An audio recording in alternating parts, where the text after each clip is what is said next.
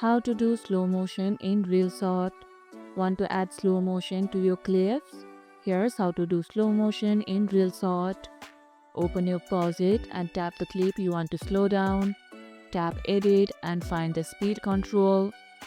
Drag the speed slider to the left to slow down the clip as much as you want. Review the slow motion effect and tap done once you're happy with it.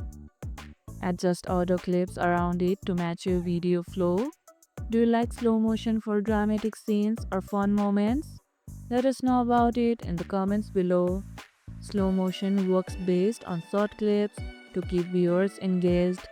And that's how you can do slow motion in Reelshot.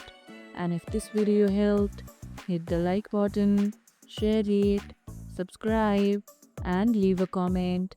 Thanks for watching, and I'll see you in the next one.